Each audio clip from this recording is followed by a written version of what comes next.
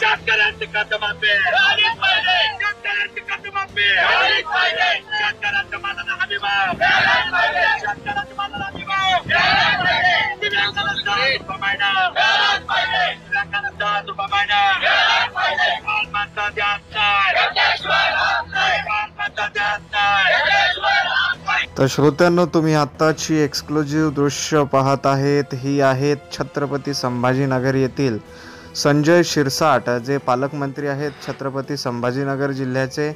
त्यांच्या घरासमोरील ही जी दृश्य तुम्ही पाहत आहेत, शेतकऱ्यांना कर्जमाफी, त्याचबरोबर दिव्यांगांना कर्जमाफी, 6,000 रुपये महिना पेन्शन मिळाली पाहिजे, या सर्व मागण्यांसाठी दिव्यांग बांधव या ठिकाणी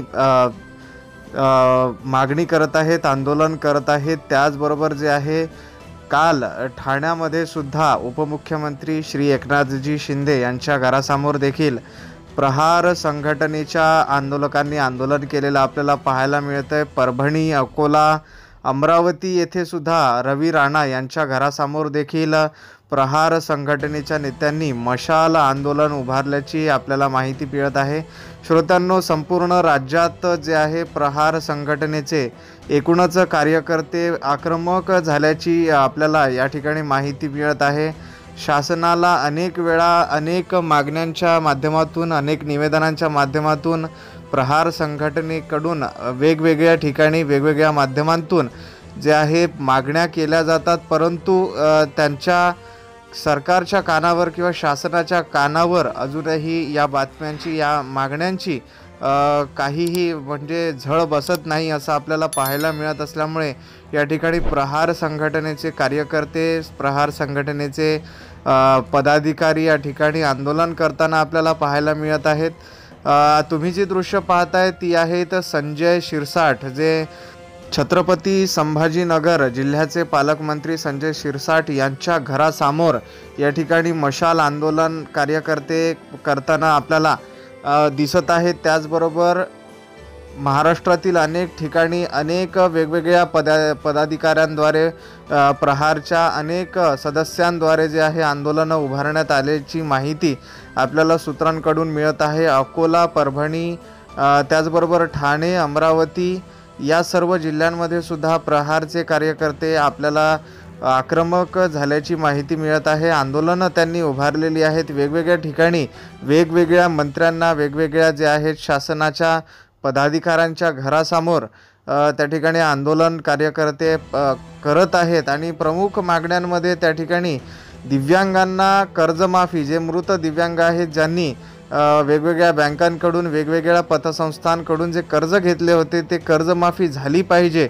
अशी प्रामुख्याने मागणी केली जात आहे। तसेच शेतकऱ्यांच्या मालाला हमीभाव मिळावा याची सुद्धा या ठिकाणी मागणी केली जात आहे। त्याचबरोबर प्रामुख्याने आपल्याला तिसरी मागणी या ठिकाणी दिसते की अपंगांना 6,000 रुपये महिना जे वेतनवाढ आहे ती दिली पाहिजे। शासनाचा यावर काहीही जो आहे अंमल नाही आहे, अजूनपर्यंत शासनाने यावर काहीही निर्णय घेतलेला आपल्याला पाहायला मिळत आहेत। फक्त शब्द देतात शासनाचे अधिकारी, पदाधिकारी जे आहेत। प्रहार संघटनांचं असं म्हणणं आहे, प्रहार संघटनेच्या नेत्यांचं किंवा प्रहार संघटनेतील सदस्यांचं असं म्हणणं आहे की फक्त आणि फक्त आमच्या मागण्या मान्य करू असा फक्त सरकारकडून शब्द दिला जातो, परंतु एकही मागणी अजूनपर्यंत शासनाने पूर्ण न केल्यामुळे राज्यातील वेगवेगळ्या ठिकाणी आंदोलनं उभारल्याची आपल्याला माहिती मिळत आहे। त्यातल्या त्यात जे आहेत, काल दिनांक 14 मे 2025ला या ठिकाणी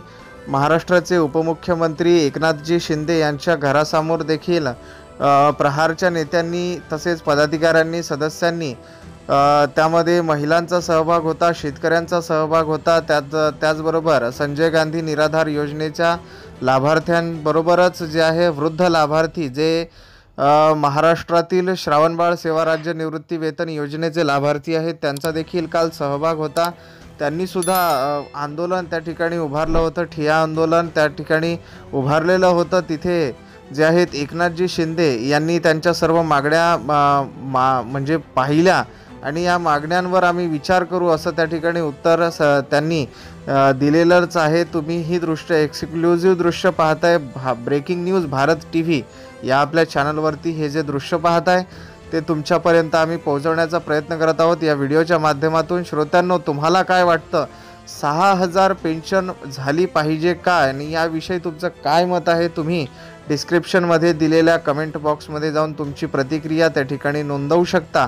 आणि तुम्ही कोणत्या आंदोलनात सहभाग घेतला किंवा तुम्हाला काय वाटतं आंदोलनाविषयी याविषयीची सुद्धा प्रतिक्रिया तुम्ही आपल्या चॅनलवरती, महाराष्ट्रातील अधिकृत चॅनलवरती ब्रेकिंग न्यूज भारत TV या चॅनलद्वारे तुम्ही तुमची प्रतिक्रिया शासनाकडे पोहोचवू शकता. तर श्रोत्यांनो, हा आहे आजचा एक्सक्लुझिव्ह रिपोर्ट. आज दिनांक 15 मे 2025चा हा रिपोर्ट आम्ही व्हिडिओच्या माध्यमातून तुमच्यापर्यंत पोहोचवतोय. महाराष्ट्रातील अनेक ठिकाणी अनेक जे कार्यकर्ते आहेत प्रहार संघटनेचे ते आक्रमक झाल्याची आपल्याला माहिती मिळत आहे.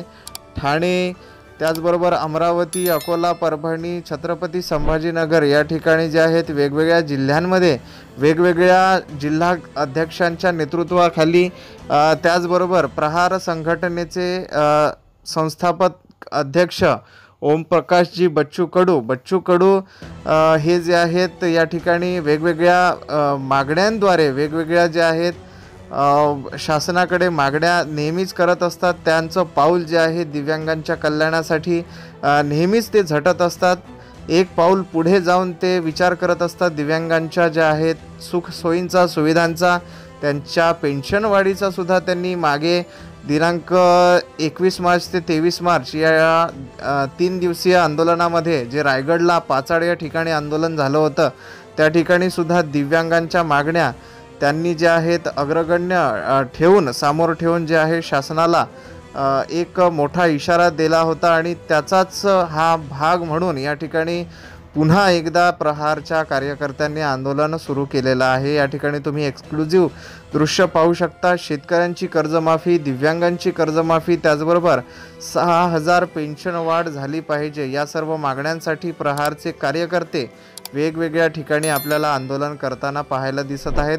ही एक्सक्लुझिव्ह दृश्य तुम्ही पाहताय ब्रेकिंग न्यूज भारत TV या चॅनलद्वारे तुम्ही जे आहेत ही एक्सक्लुझिव्ह दृश्य पाहताय. श्रोत्यांनो, जर तुम्हाला आमच्या चॅनलवरील व्हिडिओज आवडत असतील तर व्हिडिओंना लाईक करणे, त्याचबरोबर महत्त्वाची माहिती इतरांपर्यंत शेअर करणे, तुमच्या परिवाराबरोबर, तुमच्या आप्तस्वकीयांबरोबर शेअर करणेसुद्धा तुमचे कर्तव्य आहे असे आम्ही समजतो. श्रोत्यांनो, या चॅनलला सबस्क्राईब करून ठेवा. नवनवीन माहिती, नवनवीन अपडेट्स, शासनाची नवीन धोरणे आणि दिव्यांगांसंदर्भातील प्रत्येक घडामोड आम्ही तुमच्यापर्यंत पोहोचवत असतो.